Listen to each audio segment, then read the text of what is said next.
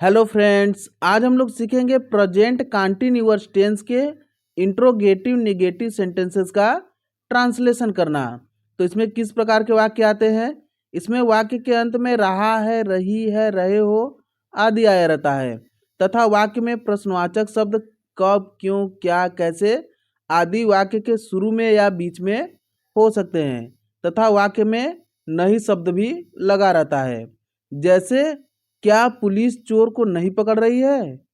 क्या तुम झूठ नहीं बोल रहे हो? क्या तुम्हारा कुत्ता नहीं भौंक रहा है? मैं क्रिकेट क्यों नहीं खेल रहा हूँ? वे अपना काम क्यों नहीं कर रहे हैं? इस प्रकार के वाक्य आए रहते हैं। इनका ट्रांसलेशन सीखने से पहले हम लोग इसके फार्मूला को समझ लेते हैं। तो पहला कंडीशन है इसका, जब प्रश्नवाचक शब्द वाक्य के शुरू में हो तब। तो इसका ट्रांसलेशन कैसे करेंगे? सबसे पहले हेल्पिंग वर्ब इज, एम या आर लिखेंगे, उसके बाद सब्जेक्ट लिखेंगे, फिर नॉट लगाएंगे, फिर उसके बाद वर्ब के फर्स्ट फॉर्म में आईएनजी जोड़ देंगे और फिर ऑब्जेक्ट लिख देंगे और लास्ट में क्वेश्चन मार्क लगाना नहीं भूलना है। चलिए गाइस, कुछ एग्जाम्पल के माध्यम से हम लोग इसको और भी अच्छे समझते हैं। जैसे है, क्या पुलिस चोर को नहीं पकड़ रही है? तो इसका ट्रांसलेशन हम लोग ऊपर दिए हुए फार्मूला के अनुसार करेंगे। फार्मूला में क्या है? सबसे पहले हेल्पिंग वर्ब इज, एम या आर लिखना है। तो ये हमें कैसे पता चलेगा कि यहाँ पर कौन से हेल्पिंग वर्ब का यूज होगा?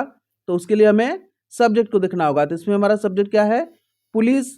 तो पुलिस के साथ हेल्पिंग वर्ब इज का प्रयोग होगा।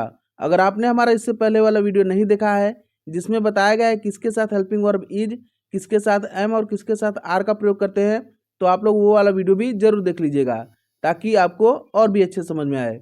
तो सबसे पहले हम लोग लिखेंगे हेल्पिंग वर्ब इज, उसके बाद सब्जेक्ट लिखेंगे द पुलिस, फिर नॉट लगा देंगे, उसके बाद वर्ब के फर्स्ट फॉर्म में आईएनजी जोड़ना है। तो इसमें वर्ब क्या है?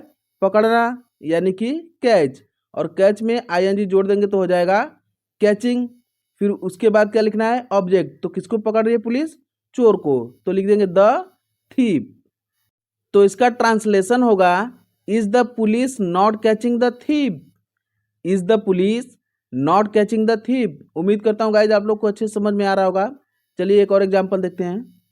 जैसे है, क्या तुम झूठ नहीं बोल रहे हो? तो यहाँ पर सबसे पहले हमें हेल्पिंग वर्ब लिखना है, उसके लिए हमें सब्जेक्ट को देखना होगा। तो इसमें सब्जेक्ट क्या है हमारा?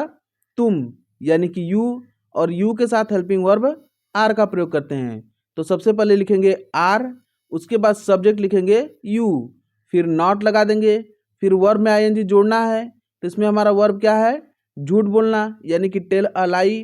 तो टेल में आईएनजी जोड़ देंगे तो हो जाएगा टेलिंग अ लाई, और ऑब्जेक्ट में कुछ भी नहीं आया तो छोड़ देंगे और लास्ट में क्वेश्चन मार्क लगा देंगे। तो इसका ट्रांसलेशन होगा, are you not telling a lie? Are you not telling a lie? चलिए गाइज एक और एग्जांपल देख लेते हैं ताकि बिल्कुल भी अच्छे से क्लियर हो सके। जैसे है, क्या तुम्हारा कुत्ता भौंक नहीं रहा है? तो इसमें भी सबसे पहले हमें हेल्पिंग वर्ब लिखना है।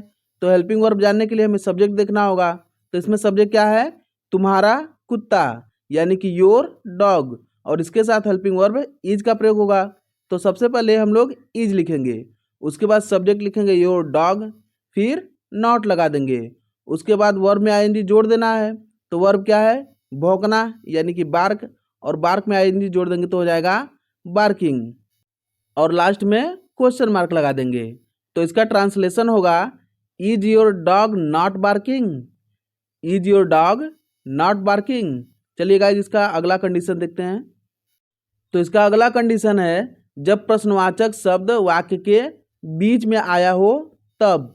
तो इसका ट्रांसलेशन करते समय सबसे पहले क्वेश्चन वर्ड की अंग्रेजी लिखेंगे, उसके बाद हेल्पिंग वर्ब इज, एम या आर लिखेंगे, फिर सब्जेक्ट लिखेंगे, फिर नॉट लगाएंगे, उसके बाद वर्ब में आईएनजी जोड़ देंगे और फिर ऑब्जेक्ट लिखेंगे और लास्ट में क्वेश्चन मार्क लगाना नहीं भूलना है। चलिए गाइस कुछ एग्जांपल के माध्यम से इसको भी समझते हैं। जैसे है, मैं क्रिकेट क्यों नहीं खेल रहा हूँ? तो इसका ट्रांसलेशन ऊपर दिए हुए फार्मूला के अनुसार करना है। फार्मूला में क्या है? सबसे पहले क्वेश्चन वर्ड की अंग्रेजी लिखना है। तो इसमें हमारा क्वेश्चन वर्ड क्या है? क्यों, यानी कि वाई। तो यहाँ पर वाई लिख देंगे। उसके बाद हेल्पिंग वर्ब इज, एम या आर लिखना है। तो उसके लिए हमें सब्जेक्ट को देखना होगा। तो इसमें हमारा सब्जेक्ट क्या है? मैं, और मैं के साथ हेल्पिंग वर्ब एम का प्रयोग करते हैं, तो फिर एम लिख देंगे। उसके बाद सब्जेक्ट आई लिख देंगे, फिर नॉट लगा देंगे। उसके बाद वर्ब के फर्स्ट फॉर्म में आईएनजी जोड़ देना है, तो इसमें हमारा वर्ब क्या है, खेलना, यानी कि प्ले, और आईएनजी जोड़ देंगे तो हो जाएगा प्लेइंग। और क्या खेल रहा है, ऑब्जेक्ट क्या है, क्रिकेट, तो फिर क्रिकेट लिख देंगे और लास्ट में क्वेश्चन मार्क लगा देंगे। तो इसका ट्रांसलेशन होगा why am I not playing cricket, why am I not playing cricket. चलिए गाइस एक और एग्जांपल देख लेते हैं। जैसे है वे अपना काम क्यों नहीं कर रहे हैं, तो यहाँ पर क्वेश्चन वर्ड क्यों आया है, तो सबसे पहले हम लोग वाई लिख देंगे। उसके बाद हेल्पिंग वर्ब लिखना है, तो हमें सब्जेक्ट को देखना होगा। तो इसमें सब्जेक्ट क्या है, वे, यानी कि दे, और दे के साथ हेल्पिंग वर्ब आर का प्रयोग करते हैं। तो वाई के बाद लिख देंगे आर, उसके बाद लिख देंगे सब्जेक्ट दे, फिर नॉट लगा देंगे। उसके बाद वर्ब के फर्स्ट फॉर्म में आईएनजी जोड़ देना है, तो इसमें वर्ब क्या है, करना, यानी कि डू, और डू में आईएनजी जोड़ देंगे तो हो जाएगा डूइंग। फिर किसका वर्क नहीं कर रहे हैं, अपना, तो अपने के अर्थ में यहाँ पर दे के साथ दियर का प्रयोग होगा, तो यहाँ पे हो जाएगा दियर वर्क, और लास्ट में क्वेश्चन मार्क लगा देंगे। तो इसका ट्रांसलेशन होगा why are they not doing their work.